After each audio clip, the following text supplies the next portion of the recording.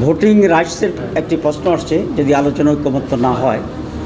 আমরা নীতিগতভাবে ভোটিংয়ে যাওয়ার পক্ষে নই, যেটাকে র্যাঙ্ক ভোটিং সিস্টেম তারা বলছে। কারণ এই জন্যে আমরা এখনও বিভিন্ন জায়গায় দেখি যে হর্স ট্রেডিং নামে যেটাকে প্রসিদ্ধ শব্দ, মানে কেনা বেচার যে দিকটা হয়, তো এই জন্য আমরা কেনা বেচার বা একদিকে ডাইভার্ট করার যে সিস্টেমটাই আমরা ব্লক করে দিতে চাই। সেজন্য আমরা মনে করি 5 জন হোক 7 জন হোক, এটা ফরমেশন হচ্ছে সরকারি দল থেকে 2 জন, বিরোধী দলের 2 জন এবং তৃতীয় বিরোধী দলের 1 জন, যদি 5 জন হয়। আর 7 জন হলে প্রধান দলের 3, বিরোধী দলের 3, থার্ড পার্টি থেকে 1। আমরা চাই এটা ঐকমত্যের ভিত্তিতে হোক, এই আলোচনার ভিত্তিতে। 2 নম্বর একটা প্রস্তাব হচ্ছে, যদি আপনার র্যাঙ্ক ভোটিং হয়, তো বিএনপির প্রস্তাব হচ্ছে থার্ড পার্টি এখানে ভোট দেওয়ার এককে রাখবে না। আমরা বলছি নো, এখানে কমিটি যাদেরকে দিয়ে হবে তাদের সকলকেই নিয়েই ভোটিং রাইটস তাদের থাকতে হবে। না হলে তো 2 দল আবার ভোট দিল, তো প্রায় একই রকম হতে পারে। তো আমরা মনে করি যে থার্ড পার্টিও এখানে ভোটিং রাইটস এনজয় করা উচিত, কিন্তু নীতিগতভাবে আমরা ঐকমত্য না হলেই পরের অপশানে চলে যাওয়ার পক্ষে। সেই পরের অপশান হচ্ছে আউটগোয়িং, প্রথম সর্বশেষ আউটগোয়িং যিনি বিচারপতি, সেটি। আরেকটা প্রশ্ন এখানে আসছে যে প্রস্তাব দেওয়ার ক্ষেত্রে সরকারি দল 3 জন বা 5 জন, বিরোধী দল 3 জন বা 5 জন, থার্ড পার্টি 2 জন বা 3 জন। আমরা এখানে একটু এক্সটেন্ড করে বলেছি যে এটা ঠিক আছে, নাম্বারটি কম বেশি হতে পারে, কিন্তু পার্লামেন্টের প্রতিনিধিত্ব করে বাকি যে সকল দল আছে, সে সমস্ত দল থেকেও প্রস্তাব দেওয়ার সুযোগটা দিতে হবে। সেজন্য আমাদের কথা হচ্ছে, পার্লামেন্টে ইলেক্টেড সকল দলের পক্ষ থেকে আমাদের যিনি তত্ত্বাবধায়ক সরকারের প্রধান হবেন তার জন্য নাম প্রস্তাব হবে।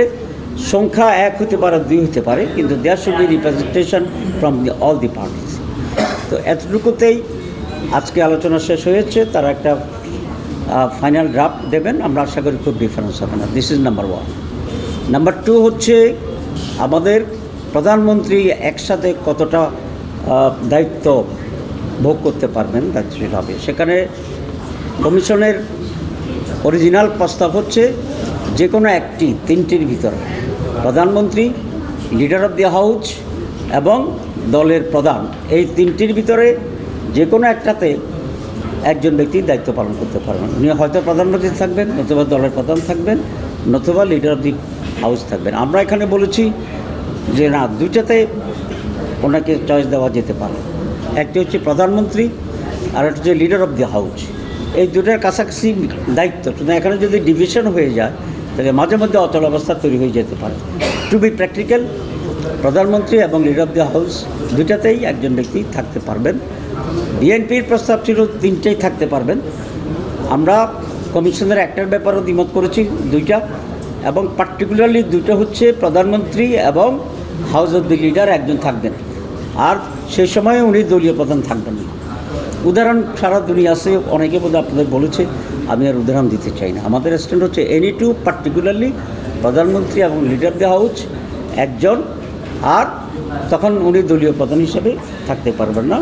কারণ আমরা ব্যালেন্স অফ পাওয়ার গভর্নমেন্টে চাচ্ছি, পার্লামেন্টে চাচ্ছি, তো একইভাবে পার্টিতেও একটা ব্যালেন্স অফ পাওয়ার থাকতে হবে, ডেমোক্রেটিক চর্চা থাকতে হবে। এটা হচ্ছে আমাদের স্পিরিট। সুতরাং 70তে যে আমরা অ্যামেন্ডমেন্টটা করেছিলাম যে 2টা বা 3টি জায়গা ছাড়া আর দলীয় নির্বাচিত এমপিরা বাইরে মত দিতে পারবে, দলের বাইরে। তা আপনি যদি সবটা একজনের হাতে আবার রাখেন, দলের প্রধানও থাকে, পার্লামেন্টে প্রধানমন্ত্রীও থাকে, তাহলে এই ক্লজ বাস্তবায়ন করা কঠিন হবে। ভয়ে আর মত, নিজের মত যাই হোক সেখানে সেটা যাবে।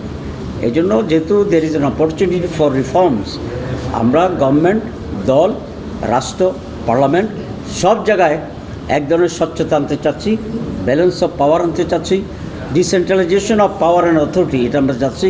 এটা হচ্ছে আমাদের প্রিন্সিপাল স্ট্যান্ড। এই প্রিন্সিপাল স্ট্যান্ডে গিয়ে যেখানে যেটা করার দরকার সেখানে আমরা রিফর্মস আনার জন্য প্রস্তাব করছি, and we are very serious for that. সবাইকে ধন্যবাদ। সেটা হচ্ছে যে আপনি এখানে যে থার্ড পার্টি ভোটিংয়ের ক্ষেত্রে যে প্রশ্ন তুললেন যে হর্স ট্রেডিং হয়েছে, তো আপনারা কি রাজনৈতিক দলগুলো এক দল আর একজনের বিশ্বাস করতেছেন না, তাহলে সংস্কার কীভাবে করবেন? যে আশঙ্কা করতেছেন যে বিক্রি হয়ে যাবে আরেক দল, তো বিক্রি তো যে কেউ হয়ে যেতে পারে, এটা নিয়ে ভোটিং রাইট ডিক্লাইন করবেন না? আপনার প্রশ্নের গুরুত্ব আমি বুঝি, কিন্তু আপনাকে বাংলাদেশের বাস্তবতাও বুঝতে হবে। আমরা এই যে সব পরিবর্তন চাচ্ছি কেন, পার্লামেন্টে ভোটিং সিস্টেমে, এখানে তো একটা মিসট্রাস্ট আছে, যেটা প্র্যাকটিক্যাল কারণে এটা হয়েছে।